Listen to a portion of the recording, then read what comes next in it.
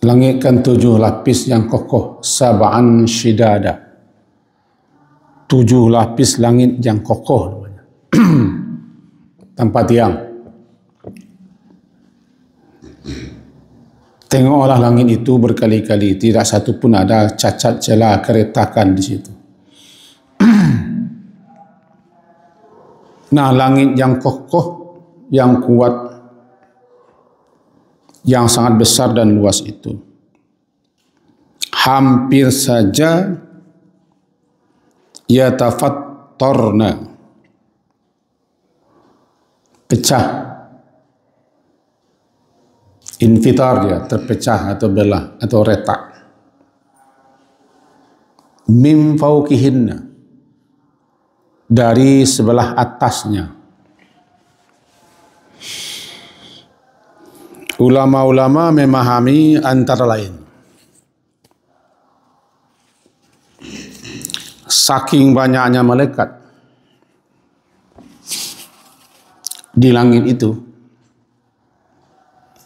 bahwa setiap 4 jari jemari tangan ini jaraknya sudah ada malaikat yang sujud bertasbih memuji Tuhan. Seakan langit itu mau runtuh, mau pecah, karena saking banyaknya jumlah malaikat. Tidak bisa kita hitung. Wa ma ya'lamu junuda rabbika illahu, tidak ada yang tahu kecuali Tuhan. Nah, dalam riwayat disebutkan begini. Hadis itu diriwayatkan oleh Imam Tirmizi, Ibnu Majah dan Imam Ahmad daripada Abu Dzar Al-Ghifari.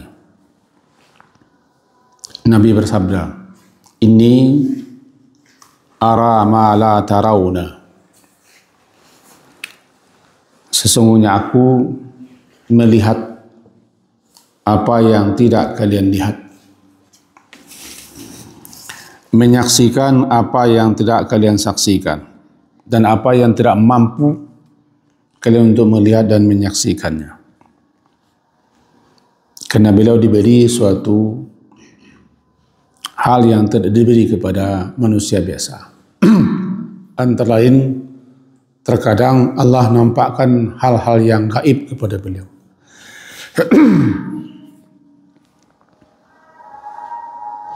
Wa asma'u ma la tasma'un, dan aku mendengar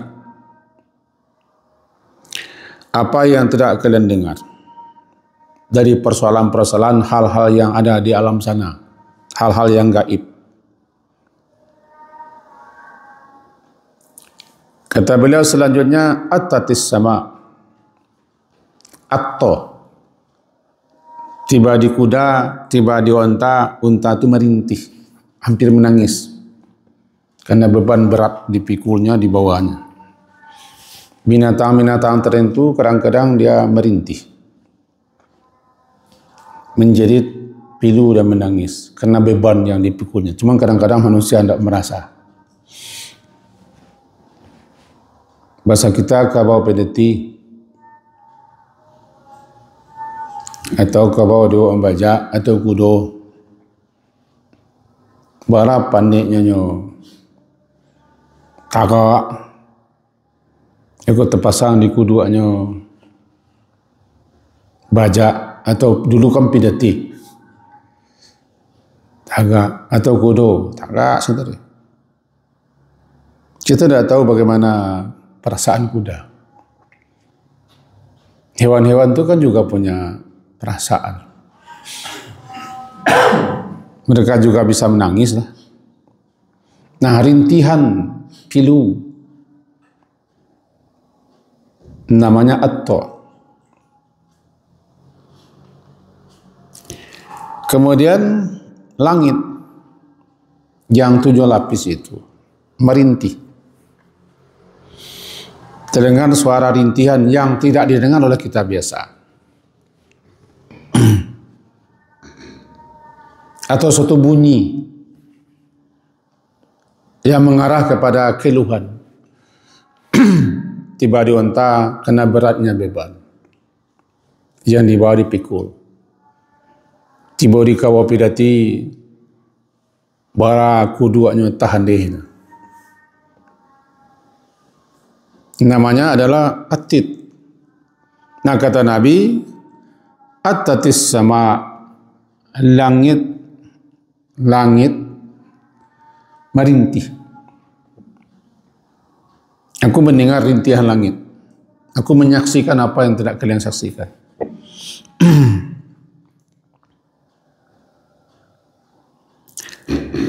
Dan memang langit itu selayaknya merintih, mengeluh dan berbunyi, bahkan hampir pecah dari arah atas, min fauqihinna, dari arah atas. Dalam ayat dikatakan yatafattarna, pecah, min fauqi, dari arah atas.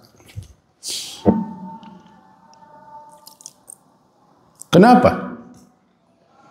Ma fiha mawdi'u arba'i asabi' illa wa malakun wadi'u jabhatahu lillahi sajda.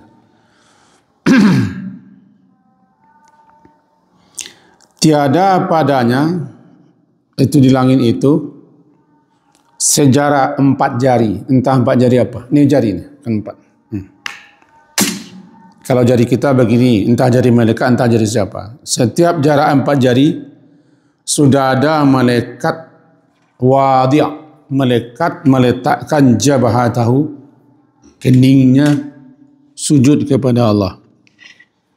Kalau kita pakai jari kita, begitu rapatnya malaikat yang mereka sujud. Dalam sujud itu mereka bertasbih, bertahmid, meminta ampun.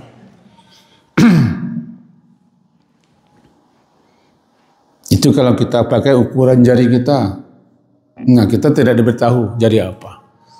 Kalau begitu padatnya langit itu, yang 7 lapis, begitu ramainya, begitu sangat banyaknya para malaikat-malaikat, sehingga dikatakan dalam surah Al-Mudathir, tidak ada yang tahu tentara Tuhanmu itu, melainkan Dia sendiri. Mengapa malaikat itu? Itu tasbih, bertahmid, minta ampun. Kata beliau lagi, Nabi sallallahu alaihi wasallam, wallahi, demi Allah, lau ta'lamuna ma a'lam, jikalau sekiranya kalian mengetahui apa yang aku ketahui,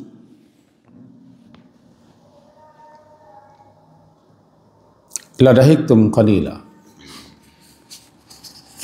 tentu kalian tertawa cuma sangat sedikit. Wala bakaitum katsira, kalian akan banyak menangis. Kita baca penjelasan ulama tentang syarah ini.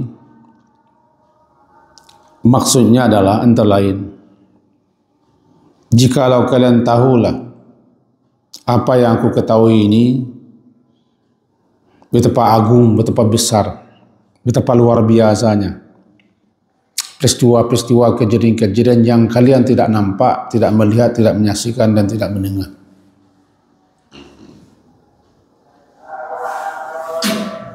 Termasuk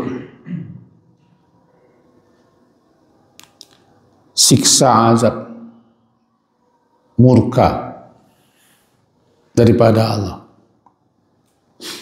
terhadap orang-orang yang menuduhkan kepada Allah, Allah punya istri, Allah punya anak, Allah punya sekutu. Betapa hebatnya perkataan itu yang mengakibatkan murka siksa Allah. Dan apa yang dijanjikan kepada orang-orang yang seperti itu, termasuk apa yang diancamkan kepada kalian jika kalian lalai. Tentu kalian tidak akan banyak tertawa. La dahiktum qalila wal bakaitum katsira, kalian akan banyak menangis dan kalian tidak akan berpuas-puas, bersenang-senang. Talazzaztum wala kharajtum ila su'adat sang udat, kalian akan naik ke puncak-puncak bukit, memohon, meminta, mengadu kepada Allah agar dilindungi daripada hal-hal yang demikian itu. Tadi sudah kita bilang ini hadis riwayat Tirmizi, Ibnu Majah, Imam Ahmad. Ada juga yang melemahkan hadis ini, tapi ada juga yang menguatkan, berbeda pendapat ulama. Nah, kita ambil itu. Dalam ayat yang kita baca tadi, hampir saja langit itu pecah dari arah atas. Yang pertama, karena saking banyaknya malaikat, seakan-akan mau runtuh. Yang dikatakan langit yang kokoh itu, yang disebut dengan sab'an shidada. Karena tidak ada jarak 4 jari, melainkan sudah ada malaikat yang sujud lillah. Sujud itu saja. Mereka tidak punya kepentingan, tidak punya nafsu. Ada juga yang mengatakan bahwa langit itu akan runtuh karena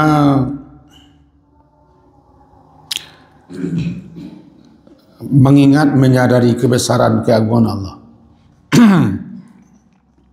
Langit itu sendiri yang runtuh, bukan karena malaikatnya. Karena langit itu memahami dalam bahasa langitnya